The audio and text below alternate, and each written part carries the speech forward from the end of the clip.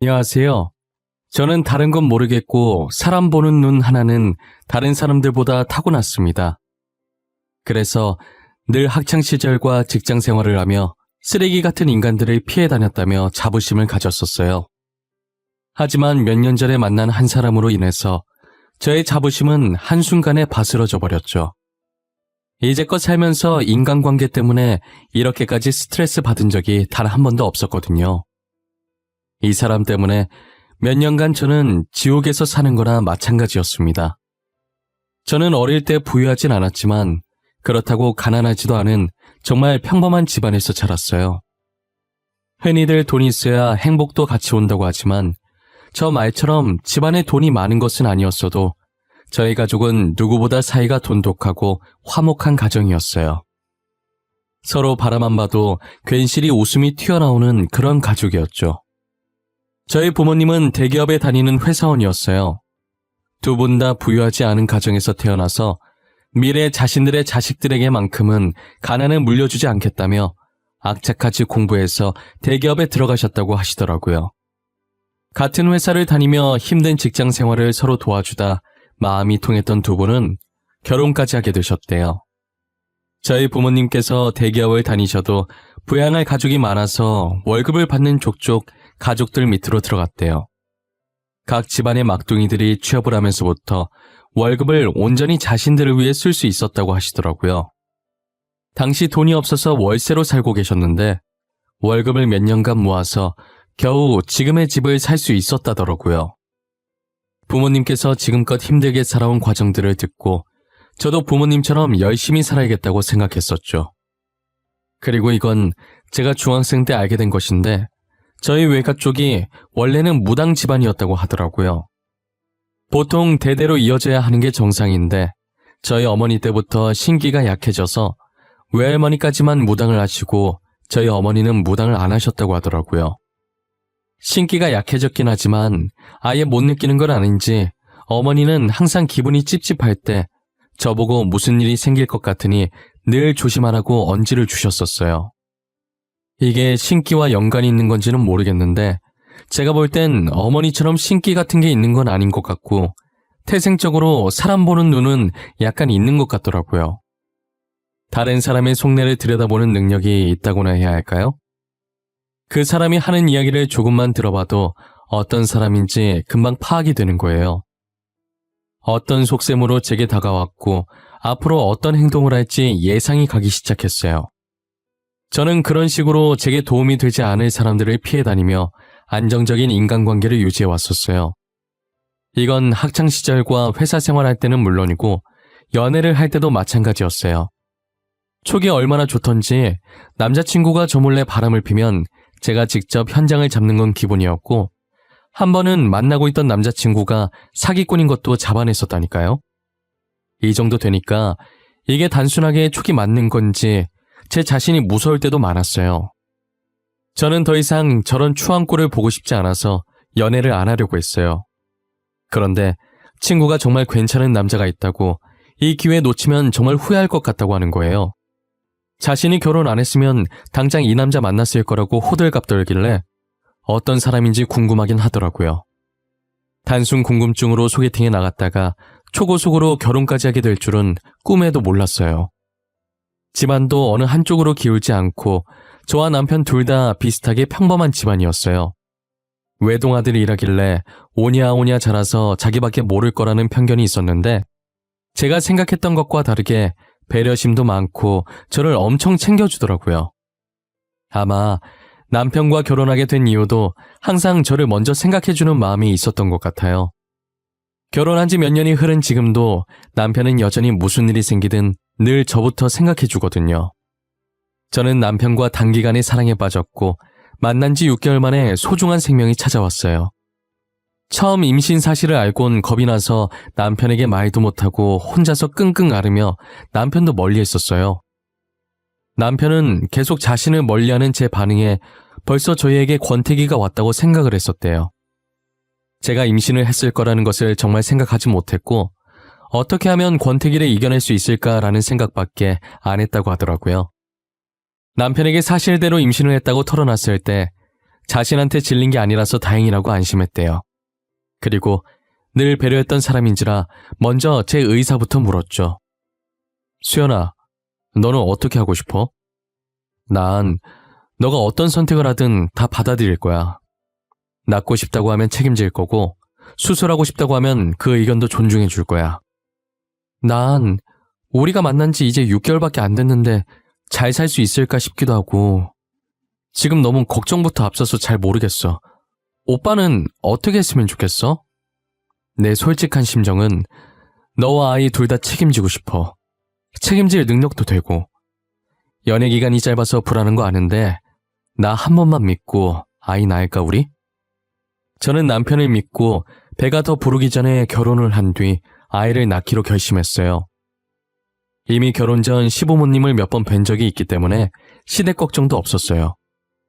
시부모님이 워낙 저를 딸처럼 잘 챙겨주셨었거든요. 저희 부모님도 시부모님을 보시곤 사람 좋아 보인다고 다행이라고 하셨었어요. 저는 정말 식장을 들어서는 순간에도 결혼을 잘했다고 생각을 했었어요. 신혼여행을 다녀오기 전까지만 해도 말이에요. 저희 남편이 외동이라 시댁살이를 했었는데 집으로 돌아오니 엄청난 일들이 저를 기다리고 있더라고요. 온화하시던 시어머니는 온데간데 없었고 드라마에서만 보던 시집살이가 제 눈앞에 펼쳐졌어요. 친구들도 제 시댁살이를 말렸을 때 제가 사람 볼 줄 안다고 저희 시부모님은 그러실 분 아니라고 자신만만했었는데 역시 시자 붙은 집안은 다 똑같은 것이었어요. 일부러 저를 시키려고 모아둔 건지 밀린 집안일이 잔뜩 있더라고요.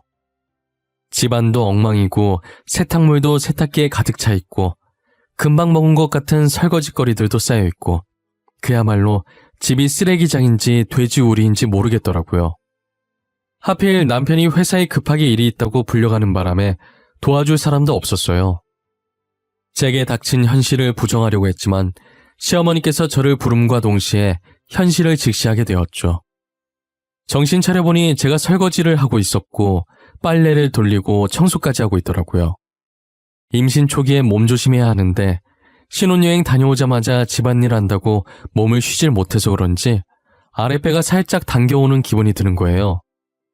혹시나 아기가 잘못되면 어떡하나 걱정했는데 조금 누워있으니까 괜찮더라고요.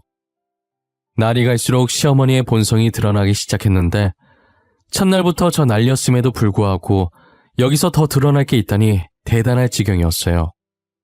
시아버님께서는 가만히 계셨는데 시어머니께서 제게 뭐라든 말릴 생각이 없어 보이셔서 미웠어요. 제가 임산부라는 사실을 잊으신 것인지 김장을 하라고 하질 않나 제사상을 차리라고 하지 않나 힘든 일만 모조리 제게 시키시더라고요. 그것도 항상 남편이 집에 없을 때만 골라서 말이죠.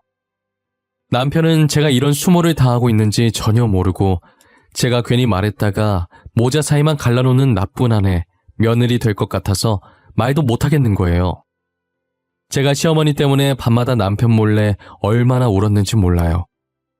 남편은 제게 한결같이 잘해주는데 남편만 믿고 이 결혼을 이어가도 되는 건지 확신이 안 서더라고요. 그렇다고 분가를 하자니 나이 드신 시부모님 걱정이 되는 건 어쩔 수 없었어요. 혼자서 결혼 생활을 이어갈지 말지 고민하던 와중에 병원에서 연락이 온 거예요. 친정아버지께서 사고를 당하셨는데 머리를 크게 다치셔서 지금 사경을 헤매고 계신데요. 저는 분명히 오전까지 웃으며 전화했던 분인데 간호사가 다른 환자랑 착각해서 잘못 전화한 걸 거라고 아버지 무사하실 거라고 남편과 함께 병원 가는 내내 속으로 몇 번이고 되뇌었는지 몰라요. 남편도 너무 놀라서 운전이 손에 안 잡힐 것 같던지 바로 택시를 잡더라고요. 불안해하는 제 모습을 보고 남편은 어차피 지금 어떤 말을 하든 제게 안 들릴 걸 아는지 아무 말 없이 자신의 따뜻한 손으로 조용히 제 어깨만 감싸주더라고요. 택시에서 내리자마자 다리가 떨리기 시작하더니 말을 제대로 듣지 않더라고요. 결국 남편의 부축을 받고 병원 안으로 들어섰어요. 대기실에 들어가서 켜져 있는 화면을 보는데 수술 중 명단에 친정아버지 이름이 떠 있는 거예요. 아버지 이름을 보는 순간 눈물이 주체가 안 될 정도로 나더라고요. 수연아, 괜찮을 거야.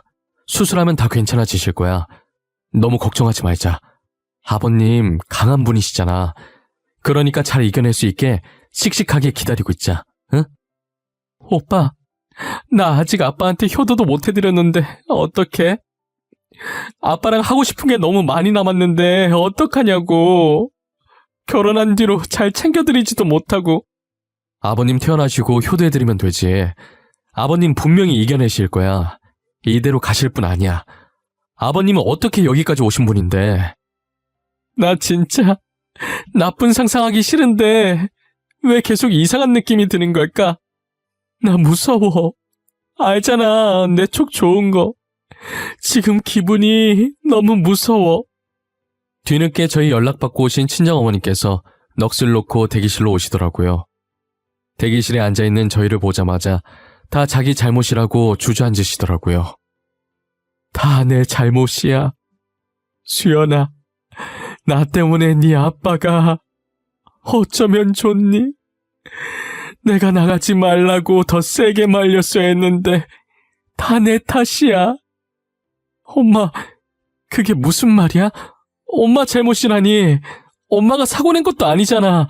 이게 어떻게 엄마 잘못이야? 운전자가 잘못한 거지. 내가 바나나 먹고 싶다고 하지만 않았어도 이런 일 없었을 거야.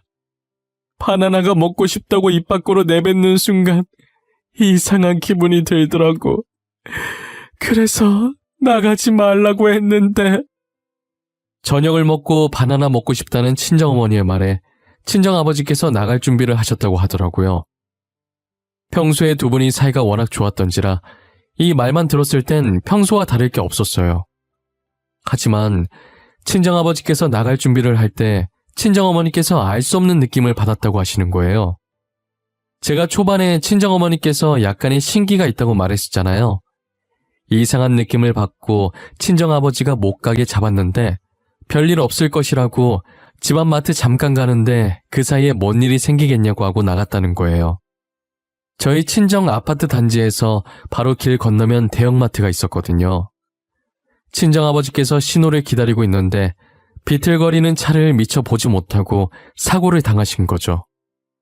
친정어머니의 말을 듣고 가해자를 찾아가니 면허 취소가 될 정도의 음주 상태더라고요. 가해자 부인되는 사람은 미안하다고 연신 고개를 숙이는 거예요. 한두 번이 아니었는지 자연스럽게 합의를 부탁하길래 저는 무조건 징역 살게 할 거라고 합의는 무슨 일이 있어도 절대 해줄 수 없다고 소리친 후 다시 대기실로 돌아왔어요. 친정아버지께서 몇 시간의 긴 수술을 마치고 새벽에 수술실에서 나왔으나 의사 말로는 지금 상태로 장담할 수 있는 게 아무것도 없다고 하시더라고요. 생각보다 너무 크게 다쳐서 오늘 며칠 동안은 지켜봐야겠다고 하셨죠. 친정어머니께서는 일단 본인이 병원에 계속 계시겠다고 하면서 제게 이러다 애까지 잃겠다고 임산부인 저를 집으로 보내시더라고요. 남편이나 저나 발길이 떨어지지 않았지만 아이 때문에 어쩔 수 없이 집으로 돌아왔어요. 제가 시어머니께 정이 떨어지기 시작한 건 집에 도착하고 나서부터였어요. 남편은 집에 도착하자마자 잠도 2시간밖에 못 잔 채 회사로 출근했고 시어머니께서는 남편이 출근하자마자 친정아버지 안부를 묻긴커녕 아침밥 차려달라고 난리인 거예요. 사돈이 지금 생사를 오가고 있는데 어쩜 저럴 수 있는지 이해가 가질 않더라고요. 저는 끓어오르는 화를 눌러 담고 시부모님 아침밥을 차려줬어요. 씻고 다시 병원으로 갈 생각이었는데 시어머니께서 밥 먹다가 저를 보면서 어디 가냐고 하시더라고요. 친정에 들렀다가 병원으로 가보려고요. 아무래도 짐을 조금 챙겨서 가봐야 할 것 같아서요. 설거지 때문에 그러신 거면 놔두세요. 제가 갔다 와서 할게요. 사돈 어른은 안사돈께서 잘 챙기시겠지? 너 시집간 딸은 출가 외인이다. 이 말도 모르니? 이제 너는 우리 집 식구인데 우리는 안 챙기고 지금 누굴 챙기는 거야? 제가 누굴 챙기다니요. 저희 부모님 챙기는 거죠. 결혼했다고 해서 낳아주신 부모님이 남 되는 건 아니잖아요. 이제는 우리 사람인데 그 사람들이랑은 남이나 마찬가지지. 임신한 애가 집에나 있을 것이지 어딜 나간다는 거야? 너 임신한 것도 거짓말이지? 어머님, 저는 여기 있어도 일만 해요. 언제는 절 임산부 취급이나 해주셨어요? 저 여기 있는 것보다 차라리 나가서 저희 아버지 병간호하는 게 훨씬 마음 편해요. 제가 한 말들 중에 틀린 말이 하나도 없자 시어머니 얼굴이 울그락불그락해지더라고요. 그러더니 말로는 안 될 것 같았는지 들고 있던 숟가락을 놓고 제게 와서 뺨을 내려치시는 거예요. 시아버지께서도 밥 먹다가 놀라셨는지 이게 무슨 짓이냐고 시어머니께 소리를 치셨어요. 저는 욱신거리는 볼을 부여잡고 울면서 방으로 들어갔어요. 친정아버지 병간호 하겠다는 게 도대체 뭐가 그렇게 나쁜 건지 모르겠더라고요. 제가 방으로 들어온 뒤 시부모님께서는 안방으로 들어가는 소리가 들리더니 두 분이 싸우시는 건지 큰 소리가 들려오기 시작하는 거예요. 저는 말릴 힘도 없어서 그대로 울면서 잠들었던 것 같아요. 그러다 등 쪽에서 누가 툭툭 치는 느낌이 들어서 봤더니 시어머니께서 발로 제 등을 치고 계신 거예요. 그러면서 저녁 시간이라고 자기 저녁밥 내놓으라는 게 아니겠어요? 뭐 이쁘다고 정성스럽게 차리나 싶어서 그냥 대충 차려주고 나왔더니 반찬이 이게 뭐냐고 어찌나 난리를 치던지 귀에서 피날 뻔한 거 대꾸할 기운도 없어서 방으로 돌아와 버렸죠. 남편이 퇴근하고 오면 친정아버지 병간호를 갈 생각이었어요. 그런데 퇴근할 시간이 한참 지났는데도 남편이 회사에서 올 생각을 안 하는 거예요. 그래서 전화해봤더니 시어머니께서 임산부 병원에 못 가게 하라고 했다면서 자기가 대신 병원에 병간호하러 왔다고 하는 거예요. 남편을 부르는 친정어머니의 목소리가 들리는 거 보니 정말 병간호하러 간 모양이더라고요. 아직도 그날만 생각하면 남편에게 너무 고마웠어요. 다음 날은 무슨 일이 있어도 제가 직접 가려고 했는데 또 쓰잘데기 없는 일들을 시키시더라고요. 제가 시집 오기 전에도 안 했던 창고 정리를 지금 해야 한다 하질 않나. 찻장에 있는 잔들을 쓰지도 않으면서 당장 다 닦아야 한다 하질 않나. 나중에 해도 될 일들을 지금 바로 하지 않으면 죽는 사람같이 행동해서 어쩔 수 없이 해드렸어요. 결국 하루가 지나고 이틀이 지나도 저는 아버지 병실에 갈 수 없었어요. 남편도 그날 이후로 회사 일이 바빠 야근이 잦아져서 결국은 친정어머니 혼자서 병간호를 다 하셨죠. 그러다 결국 저희에게 일이 터져버리고 말았어요. 어김없이 쓰잘데기 없는 핑계로 일을 시켜서 하고 있었는데 아랫배가 욱신거리기 시작하더라고요. 간혹 그럴 때가 있어서 이번에도 그러다 말겠지 했는데 이게 점점 심해지더니 서 있을 수도 없을 만큼 배가 아파와서 결국 배를 부여잡고 쓰러졌어요. 쓰러지자마자 주머니 속에 있던 전화가 미친 듯이 울리기 시작하는 거예요. 저는 간신히 전화 받고 배가 아프다는 말만 되뇌이다가 그 뒤로는 의식을 잃어서 기억이 나질 않아요. 눈 떠보니 흰 천장에 눈 살짝 부실 정도의 밝은 조명이 보이더라고요. 고개를 살짝 돌려보니 남편이 제 옆에서 아이처럼 울고 있었어요. 오빠, 왜 울고 있어? 걱정했어? 나 괜찮아. 회사는 어쩌고 온 거야. 요즘 일 많아져서 바쁠 텐데. 수연아, 어떡하냐? 우리 진짜 어떡하냐, 수연아. 나도 이렇게 심장이 아픈데 넌 얼마나... 오빠 불안하게 왜 그래? 무슨 일인데 제대로 말 좀 해봐. 아니지?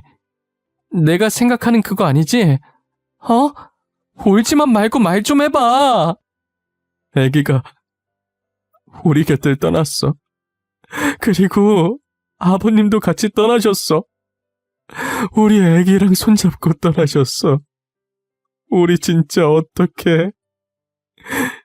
수연아, 수연아.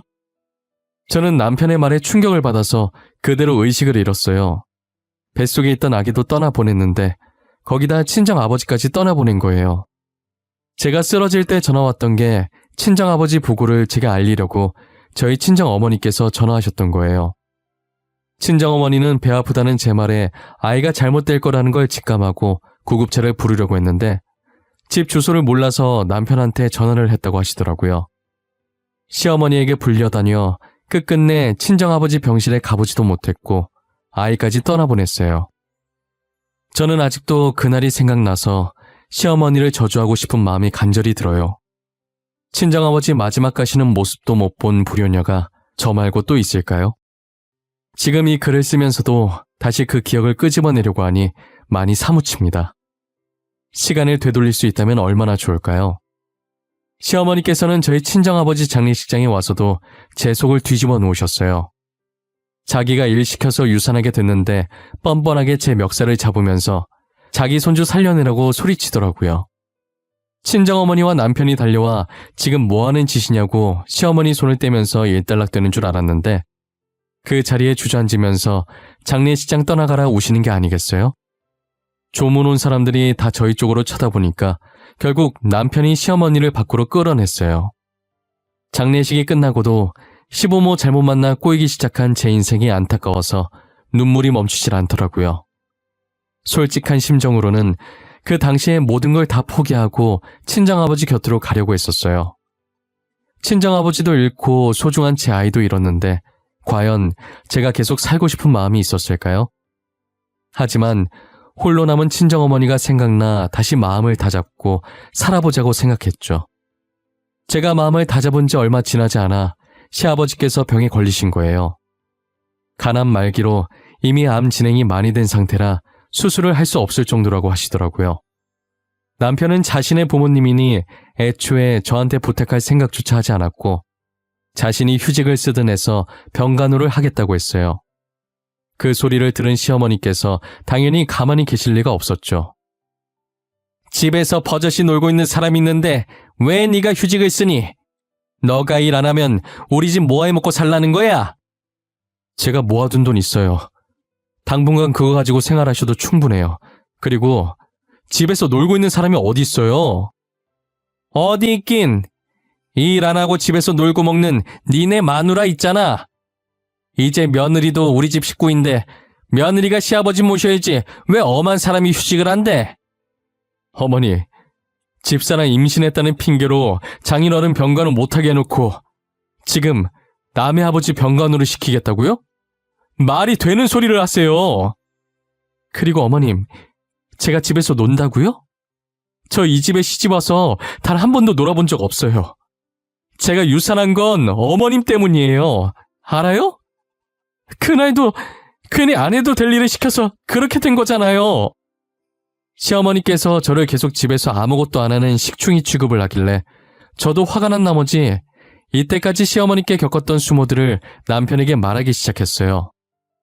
제가 말을 하면 할수록 남편의 표정이 점점 굳어가더라고요. 남편에게 전화해서 임산부 병원 못 가게 하라고 한 것도 일부러 친정아버지 병간호 못하게 하려고 그런 것이었다고 하자 남편은 경멸에 가득 찬 눈으로 시어머니를 쳐다봤어요.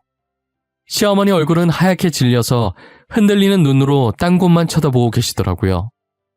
어머니 제정신이에요? 사람이 어떻게 그래요? 어머니 원래 그런 사람이었어요? 저희 연애할 땐 수연이 딸처럼 잘해주시더니 다 연기하신 거였냐고요? 아들아, 내 말도 좀 들어보거라. 이거 다 오해야, 어? 내가 딸은 출가 외인이라는 말을 한 건 맞는데 듣기 싫어요. 집사람 아끼는 마음이 걱정돼서 그러신 줄 알았는데 일부러 못 가게 하신 거였어요? 나중에 장인어른 얼굴 어떻게 보려고 이래요? 결국 어머니 때문에 저희 애까지... 어머님, 그 와중에 변명하시려고 하신 거예요?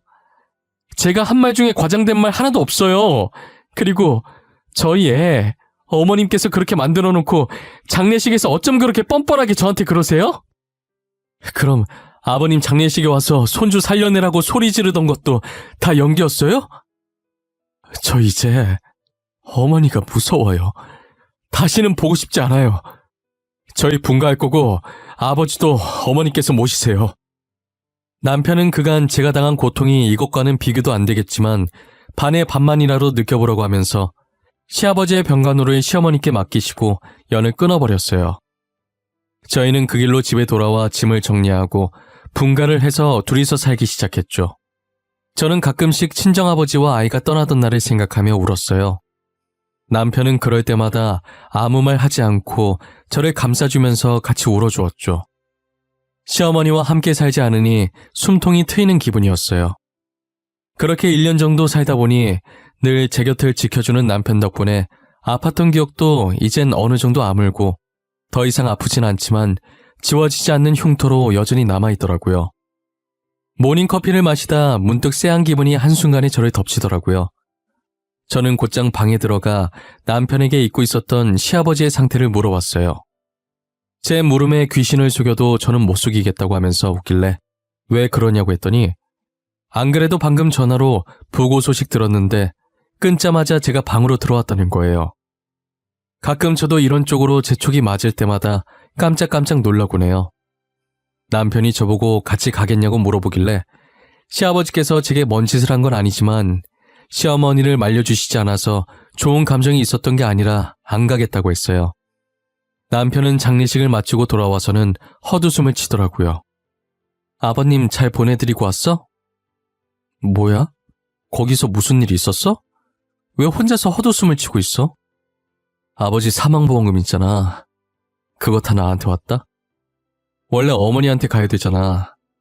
근데 나한테 왔어. 그리고 아버지께서 남기신 재산도 다 나한테 왔다?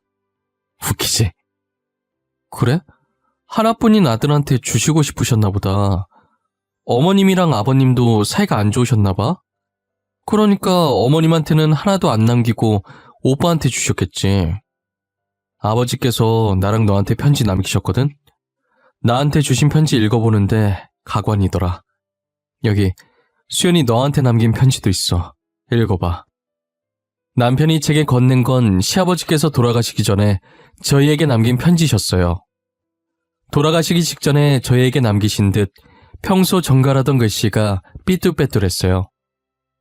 그동안 저와 지내면서 미안했던 감정들을 편지에 담으셨더라고요. 평소 시어머니께서 성격이 보통이 아니시라 시어머니를 말리게 되면 집안 살림이 다 날아갈까봐 시어머니께서 제게 못되게 굴어도 말리지 못했다고 하더라고요. 제가 뺨을 맞고 처음으로 화내신 날 안방에 들어가시더니 두 분이서 싸우는 소리가 들렸다고 했잖아요. 그날도 안방에 있던 물건들을 시아버님께 던지고 소리 지르고 난리가 났다고 하시더라고요. 그동안 시어머니께서 제게 행했던 행동들이 너무 못해서 간암이라는 소식을 듣자마자 사망보험금과 전재산 수령인을 남편에게 돌려놨더라고요. 그리고 그 돈을 저와 남편이 반반씩 나눠 가지라고 자신이 주는 처음이자 마지막 용돈이라고 하시면서요. 저는 그 삐뚤빼뚤한 편지를 읽고 엄청 울었던 것 같아요. 시아버지 장례식에 갈 걸 그랬다며 후회하기도 했었죠. 저는 시아버지의 편지를 읽고 울기 바빴는데 뒤이어 들리는 남편의 말에 울음이 쏙 들어가더라고요. 시아버지께서 남편에게 남긴 편지 내용은 정말 기가 막혔어요. 시어머니께서 시아버지를 제대로 돌보지도 않았고 생각보다 시아버지께서 오래 살게 되자 입에 담을 수 없을 악담을 퍼부었다고 하더라고요. 남편이 영 끊기면서 생활비도 끊어버리자 돈이 없다며 사망보험금을 자기한테 달라고 했다는 거예요. 이게 죽을 날 받아놓은 사람에게 할 소리냔 말이에요. 저는 남편의 말에 믿기지 않아서 직접 편지를 봤는데 진짜 열불이 나더라고요. 남편도 진작에 영 끊길 잘했다고 더 이상 어머니 없는 셈 칠 거라고 하더라고요. 어떻게 사람의 탈을 쓰고 아픈 사람에게 저런 말을 할 수 있을까요? 제가 아무리 이해해보려고 해도 절대 이해할 수 없는 행동이었어요. 시어머니께서는 가족들 다 등 돌린 지금 혼자 남아서 본인이 무엇을 잘못했는지 곰곰이 생각해보고 지난 날들을 반성했으면 좋겠어요. 시간이 참 빠르게 지나간다고 느끼는 게 벌써 시아버지께서 돌아가신 지 3년이 되었어요. 3년의 시간이 흐를 동안 시어머니께서 뭐라고 지내시는지는 아무도 몰라요. 저희 가족도 시아버지께서 주신 돈 가지고 다른 곳으로 이사를 가버렸거든요. 현재 저희 부부는 친정어머니를 모시고 3명이서 살고 있어요. 고맙게도 남편이 먼저 같이 사는 게 어떻겠냐고 제안을 하더라고요. 저는 시부모 복은 없었지만 남편 복 하나는 정말 좋은 것 같아요. 그동안 저희에게 다시 찾아온 인연이 없었는데 며칠 전에 병원에서 기쁜 소식을 들었어요. 4년 만에 제 뱃속에 새로운 생명이 자리 잡았다는 소식을요. 저희 곁을 잠시 떠났던 아이가 4년 동안 길을 잃어서 이제서야 다시 찾아와 준 거라고 생각하려고요. 이제 나쁜 기억들은 다 잊고 제 곁에 남아있는 사람들과 좋은 추억 만들어 나가려고 합니다. 이 사연을 보시는 모든 분들도 저처럼 힘든 일이 있더라도 이겨내시고 좋은 일들만, 웃음이 가득한 일들만 가득하시길 바랍니다. 감사합니다.